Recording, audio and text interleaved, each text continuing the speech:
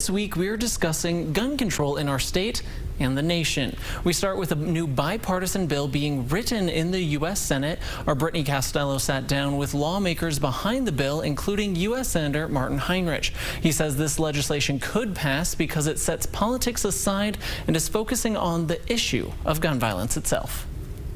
Progress has to start somewhere. The hardest part of every negotiation is letting go of the perfect for the possible. The possible is what he calls the new bipartisan gun safety proposal, agreed upon so far by 10 Democrats and 10 Republicans. United States Senator from New Mexico, Martin Heinrich, says this framework could absolutely save lives. We're also enhancing the review process for buyers under 21 years of age.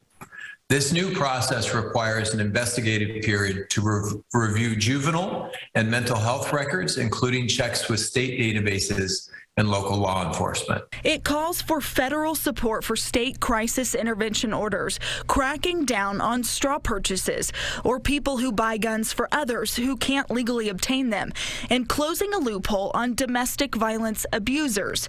In addition, it calls for more resources and funding for mental health services. We're strengthening programs to help institute safety measures in and around primary and secondary schools, support school violence prevention efforts, and provide training to school personnel and students. It's a guideline that Heinrich believes has real potential to make it all the way. We're not solving every issue, and we always get into this argument about would this law have solved that shooting? This will solve a lot of gun violence, not everything, not enough, but this will save lives, and that is a great place to start. Now we're joined by the co-president of New Mexicans to Prevent Gun Violence, Miranda Verscoli. Miranda, thank you for joining us today. Thank you. And so when you hear Senator Heinrich break down what his plan is for this bill, and you hear that there's 20 senators behind it, 10 from the Republican side, 10 from the Democrat side, what are your thoughts when you hear their plan? My thoughts are, I feel much better than I did if it was, if it wasn't going to happen. I mean, I think, yes, this is a baby step. We have to do a lot more. But the fact that we have 10 Republicans getting on board with us and saying, okay, enough is enough, we have to do something. And I do think that what they've come to, and what Senator Heinrich and other Democrats have worked hard to get to in this bill is actually really important.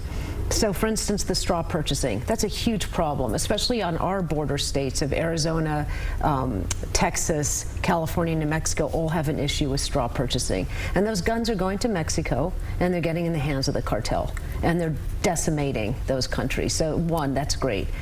Closing this quote-unquote boyfriend loophole, we actually call it the domestic violence relinquishment law because it's not just boyfriends, it can be girlfriends, etc. We actually passed that here in New Mexico. New Mexicans for Gun Violence worked for 6 years to pass that law, and we did get it passed, and so I'm happy to see other states doing that. In addition to that, it was under my understanding that Senator Heinrich was also going to put wanted funding to go into training for the Extremist Protection Order, or red flag law, that some people call it, for states that have already passed that law. Well, again, that's New Mexico. We've passed that law, and we've hired a woman named Sheila Lewis to do the trainings on ERPO. It would be great to have more funding. It would be great for more funding throughout the country so that that law can be used. It's only as good as the training. So tell us more about the red flag law that we have here in New Mexico. I understand it was passed back in 2020, and the most recent study I saw, it's only been used 9 times in the last 2 years. Why do you think that is? Well, that's actually good and bad. One, it shows it's not being overused, right? That there is actual due process. Two, before we started training, there had only been, I think, 1 or 2. Since Sheila Lewis, who I said we've hired, has been doing trainings, she's trained hundreds of people in law enforcement, domestic violence advocates, and mental health workers on how they can use it.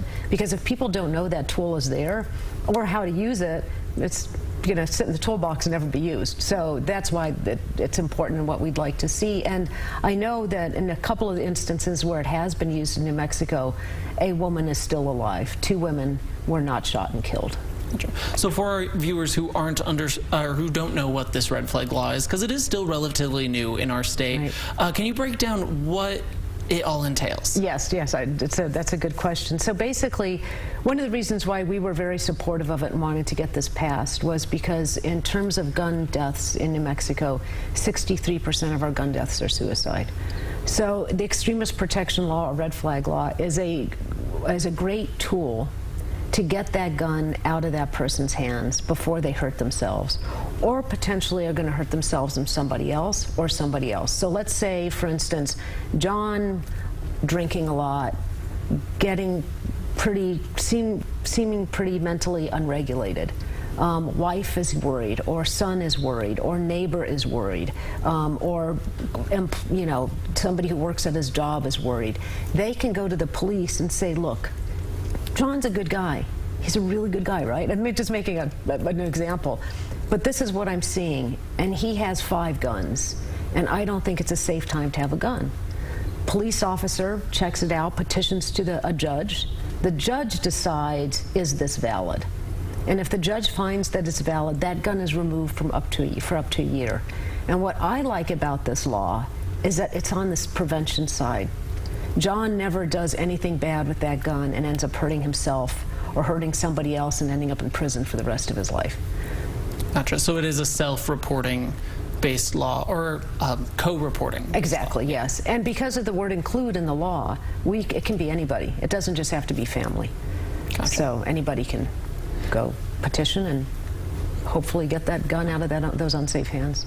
So that's one law that's already in place here in New Mexico that Senator Heinrich is including in his bill, or is trying to include in his bill. It hasn't passed yet. What are some other factors of that bill that you are really looking forward to, that you hope is included when it passes? Actually, I think he's only including funding. Okay. Yeah.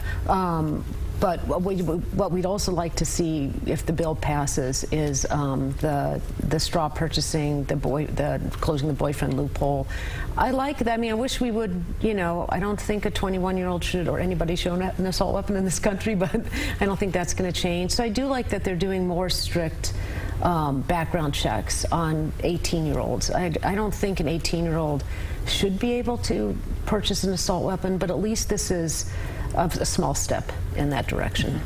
Like Heinrich said in that story, it's not a solve-all, but it is a step in the right direction. It's a step in the right direction, so I think we have to all get 100% behind it, and he's right. This will save lives, and if we can get on the saving life part of this, horrible trajectory of gun violence, that's a good thing.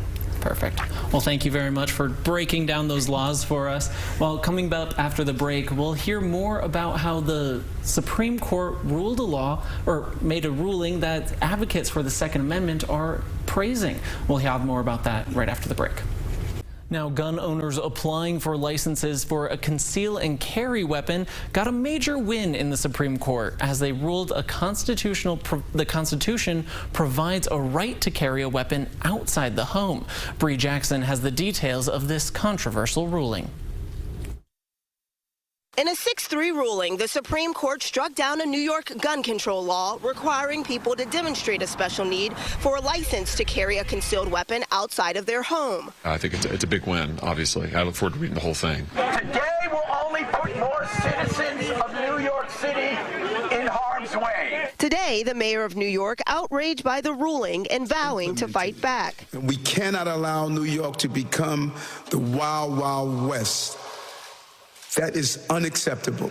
Lawyers for the state said the law promotes public safety and claims striking it down would lead to more guns and more crime. Have you shopped with us before? Yes. But challengers argued the law makes it virtually impossible for the ordinary law-abiding citizen to obtain a license. And justices agreed. This opinion was written by Justice Thomas, who has said before that the Second Amendment has been treated as a second-class right, and this is really a response to that. In a scathing dissent, Justice Stephen Breyer referenced gun violence in Uvalde, Texas, and Buffalo, New York, saying the High Court severely burdened states aiming to limit who can carry firearms.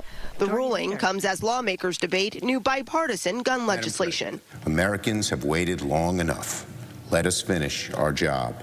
today. I'm not going to do anything that takes away the Second Amendment rights from law-abiding Americans. Today's ruling could lead to an expansion of gun rights across the country, just as many are pushing for tighter gun laws. In Washington, Bree Jackson for NBC News. So Miranda, when you heard this ruling that came down, what was your first reaction? Heartbroken. I mean, why would we do this right now? We have an uptick of gun violence in this country. We are now losing 124 people a day to gun violence. We are dealing with dealing with a pandemic, with very high gas and grocery prices. With our country is suffering right now. Putting more guns into that mix is the last thing we need. And today, the American people lost, and we lost big. And shame on the Supreme Court.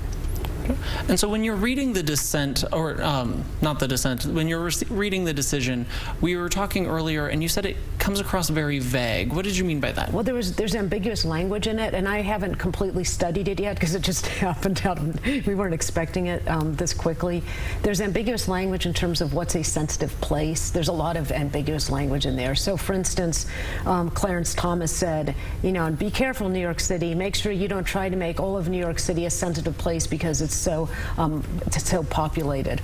Or so potentially maybe the mayor could say, okay, in Times Square you can't carry a gun. In Central Park you can't. In areas where there are a lot of people. But yet, how do you enforce that? And what is also frustrating is that the Supreme Court had so many studies that showed passing this kind of passing this in the Supreme Court would make the United States very unsafe. And they ignored all of that. They cared more about their interpretation of the Second Amendment than the safety of the American public. One of those studies that you mentioned earlier was an uptick in officer-involved shootings. Can you explain how a conceal and carry weapon correlates with an officer-involved shooting? Right. So what we've seen is in states, because there are states that already have this, that anybody can, conceal a weapon. And in those 10 states that they looked at for 10 years, they saw a 12.5% increase of officer-involved shootings. And you think about it, somebody's getting patted down and they pat down and there's like, oh, there's a semi-automatic handgun. That immediately becomes a very different pat down, right? You suddenly don't know if this person is going to attempt to shoot the officer. I hope law enforcement comes out very strongly against this because it just made their lives so much less safe. And we also don't know what it's going to do to other states that have strict concealed carry laws, like California, Massachusetts, New Jersey. What's it going to do to New Mexico, right? New Mexico, to get a concealed carry permit, you have to go through a class. Our vice president went through that very class to show, we were actually showing that it was too weak. She never shot a gun, and she got an A+ in the class. But at least there's something there. I mean, so if we're going to now have, states around the country passing law, weakening our concealed carry permit laws, and what's going to happen with reciprocity from state to state, it creates such a dangerous quagmire, and I don't know what the Supreme Court was thinking. This law had been on the books for 108 years. And so when you think back to it being on the book for over 100 years, is this a new discussion of wanting to loosen conceal and carry laws, or has this been something that's been going on for a while? This has been going on for a while. The NRA has been promoting this for years to loosen. They were here for the past 10 years trying to loosen our concealed carry laws. We blocked every one. They didn't win in New Mexico, and they won't win. But it's something that's been going on. What we were surprised was that suddenly they voted on it, and I have to ask about the timing. This is right when we're about to vote on a gun violence prevention bill in Congress with 10 Republicans voting on the side of gun violence prevention. So I think the timing is suspect. Gotcha. And so going back to New Mexico here, tell us more about what our conceal and carry laws, or what could happen to our current conceal and carry laws if this ruling spreads throughout the country? I think we have to fight to keep our concealed carry laws. I would like to see them stronger. I would like to see that we don't have reciprocity with states that have very weak classes where you never even learn how to shoot. What we have seen in New Mexico is the folks that are getting their concealed carry permits are actually extremely safe with guns.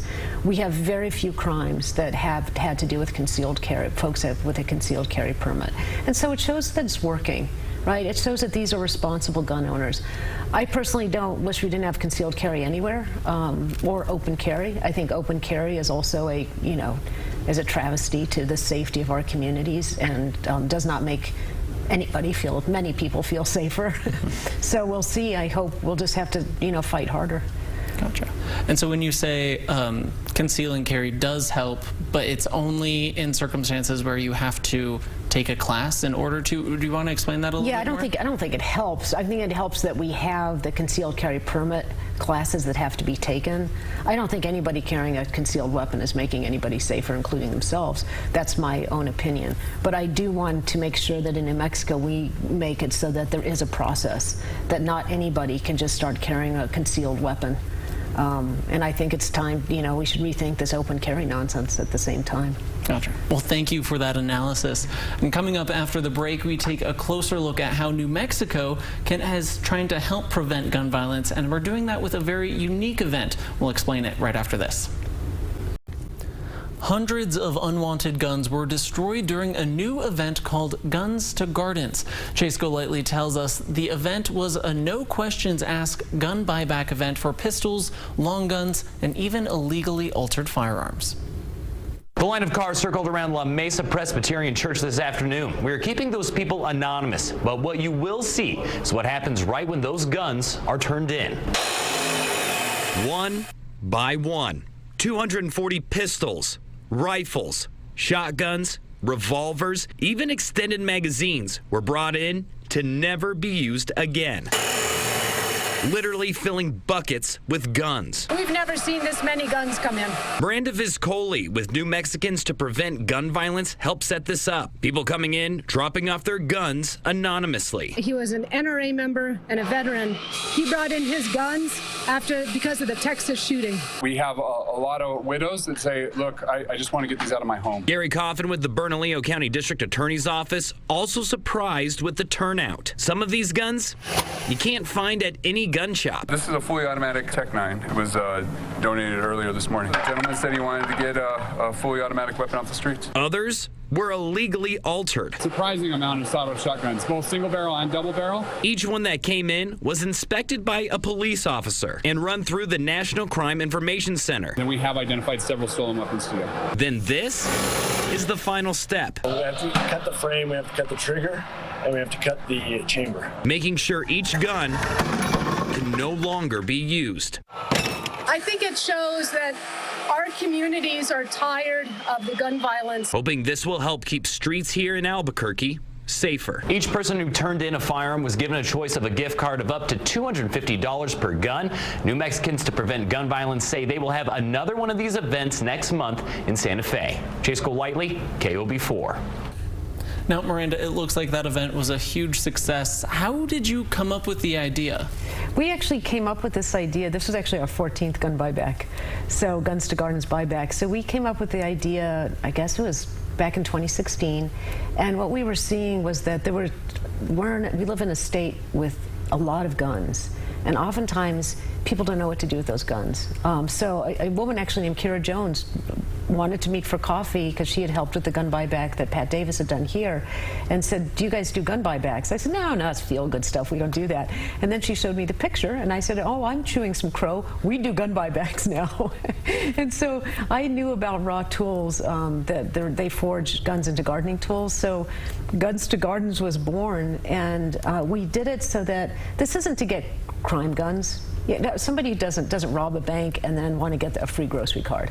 This is simply to make sure that guns that are unwanted, somebody can turn them in. We give as a thank you, we give them a gift card, we dismantle it on site, but they leave that parking lot knowing that that gun never will end up in unsafe hands, because they could sell it legally, go through the background check, but they don't know if that person they sell it to What if they aren't safe with it? What if they leave it unlocked in their car and a teenager gets it and shoots and kills somebody else? Like they never will have control of that gun again. And so this basically gives people that opportunity. We get parents, even though it's anonymous, people will tell us why they're there. We've had people who have lost family to gun violence. We've had parents with teenagers with suicidal ideation. We get a lot of parents. We get a lot of girlfriends whose boyfriends convince them to buy a gun, and they say, well, I got rid of the boyfriend, now we're getting rid of the guns. People have various different reasons why they're turning them in, but it's a great opportunity to get these unwanted guns out of circulation. So you held both of these buyback events last month. What was the total number of guns that you were able to get off the street through both events? So the first one we were just taking in one AK-47 to show, after Uvalde, to show owners of assault weapons, we don't need these in our community. So that was a gun owner who said, I want to publicly dismantle this. The one then that we had in Albuquerque, we took in 240 guns. And what we were surprised, the news story shows us, was how many illegal guns we got. That was a lot of sawed-off shotguns and the machine gun. And the police were very happy to get those out of our communities. And because it is anonymous, then the person drives off. I can tell you the people bringing in those sawed-off shotguns, a lot of them inherited them, and they know if they sell them, they know it's a felony to have it, so they don't know what to do with it. But they also don't want to sell it because they're very dangerous. This gives them a chance to bring in that gun, no questions asked, have it destroyed. Gotcha. And so of the 240 guns, you said that you were turning them into gardening tools. Do you know how many tools you were able to make with that many guns? Oh, we can make quite a few. So the long barrels are the ones that make the best tools. But then Raw Tools also makes hearts and necklaces and toys. They make all kinds of things with them. But we just drove all the dismantled guns up last week to Colorado, and he'll probably be able to make, I would say, 150 gardening tools with those. So yeah, they're already being welded, forged. Wow. And so when I first heard this, I also had a hard time picturing, how does a gun turn into a gardening tool? So break it down for us. What does the process look like once you get the guns and start cutting them up? So what we do is, for instance, if you take a long gun, right, you have just the steel barrel that's left. Mm-hmm. We've already dismantled the triggers and, to ATF standards, so that's all pretty much gone. And then you basically take a forge and you heat that iron up, and they just pound it into gardening tools. And then they actually also have another tool where we take the wood from the butt of the gun and create the wooden handle. So everything is the gardening tool. That's very cool. Yeah, it's recycled. Do you have any of these gardening tools yourself? Yes, I do. Well, I've got a lot in my house because we also sell them. So we have quite a few. Perfect. And so when you see events like this, or when you host events like this, what do you feel like when you walk away and you're done with the event and you see all the guns piled up, cut apart? I feel exhausted but very happy because we see the participants are so grateful. I mean, the one in Albuquerque, we ran out of gift cards. The police left. We were sitting there just continuing to chop up all these guns, right? We were chopping up guns till 8 o'clock at night. But people kept driving up, and I said, I'm sorry, we're out of gift cards. And they said, we don't care. We don't want a gift card. We don't feel safe with a gun in our home anymore, and we're tired of gun violence. The last gun that came in was an AK-47. And the couple just said, please get this out of our lives. And we said it will be dismantled in the next 5 minutes. So it really showed that people, this is a gift that we can offer to our communities to just help keep us safer. Like Senator Heinrich said, will this solve all gun problems? Will this say, no. But this is one more tool that we have. And so when is the next event that you're going to host? So we're tired. The next event is on July 23rd in Santa Fe. Fiesta Auto is going to be sponsoring it, and so we're actually doing it at the auto, where they sell cars. So we'll be at 2005 St. Michael's from 9 a.m. to 1 p.m. It doesn't matter if you come from any place in New Mexico or Colorado, Texas, I don't care where you're coming from. It's no questions asked. We'll take your gun, and we'll be there until 1. If we run out of cards, we'll still stay in case people just want to drop off their guns. Sounds good. Well, thank you for stopping by today, and thank you for telling us all about the events that New Mexicans to Prevent Gun Violence are hosting recently. Thank you so much. Yeah, thank you. And thank you for watching. We'll be back next week with another Eye on New Mexico.